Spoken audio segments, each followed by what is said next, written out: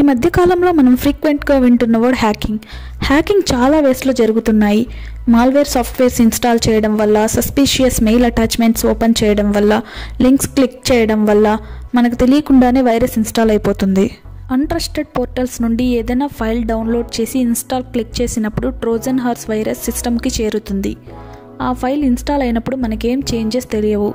Computer screen change అయిపోవడం, mouse దానికదే move అవ్వడం, యాంటీవైరస్ అన్ఇన్స్టాల్ అయిపోవడం, మన మెయిల్ నుండి స్పామ్ మెసేజెస్ వెళ్ళడం ట్రోజన్ హార్స్ వైరస్ మన సిస్టంలో ఇన్స్టాల్ అయిందని చెప్పడానికి కొన్ని సంకేతాలు. అసలు ఈ వైరస్కి ట్రోజన్ హార్స్ అనే నేమ్ ఎందుకు వచ్చిందో తెలుసుకుందాం. ట్రోజన్ హార్స్ కథ గ్రీకు పురాణాల్లో అత్యంత ప్రాచుర్యం చెందిన కథలలో ఒకటి.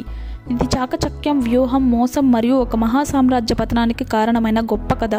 ఈ కథకు నేపథ్యం ట్రోజన్ యుద్ధం. ప్రాచీన చరిత్రలో అత్యంత ప్రఖ్యాత యుద్ధాలలో ట్రోజన్ యుద్ధం ఒకటి. ఈ యుద్ధానికి కారణం ట్రాయ్ రాజు స్పార్టా రాణిని అపహరించడం. ఆమె భర్త తన తమ్ముడు గ్రీకు వీరుల సైన్యాన్ని తయారు చేసి ట్రాయ్పై దాడి చేశాడు. 10 సంవత్సరాల పాటు గ్రీకులు ప్రయత్నించినప్పటికీ ట్రాయ్ యొక్క బలమైన గోడలను చీల్చలేకపోయారు.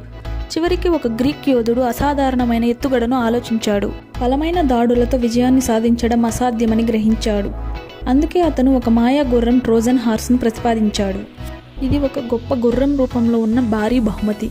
కానీ లోపల సైనికులు దాగి ఉన్నారు. గ్రీకులు ఆ గుర్రాన్ని దేవతలకిచ్చే బహుమతిగా ప్రదర్శించారు. తమ సైన్యాన్ని, గుర్రాన్ని ట్రాయ్ తలుపుల దగ్గర వదిలి వెళ్ళిపోయారు. ట్రోజన్ ప్రజలు ఆ గుర్రాన్ని నగరంలోకి తీసుకొచ్చి తమ విజయంగా భావించి సంబరాలు జరుపుకున్నారు. ట్రోజన్ ప్రజలు నిద్రలో ఉన్నప్పుడు గుర్రం లోపల దాగి ఉన్న గ్రీకు సైనికులు బయటికి వచ్చారు. వారు నగర తలుపులను తెరిచి రహస్యంగా తిరిగి వచ్చిన గ్రీకు సైన్యాన్ని లోపలికి అనుమతించారు. గ్రీకులు ట్రాయ్ని ధ్వంసం చేసి ట్రోజన్ యోధులను ఓడించారు. చివరికి ట్రాయ్ నగరం నాశనమైంది. గ్రీకులు తమ విజయాన్ని సాధించారు. ట్రోజన్ హార్స్ మోసపూరితమైన ఎత్తుగడకు ఒక ప్రతీకగా నిలిచింది.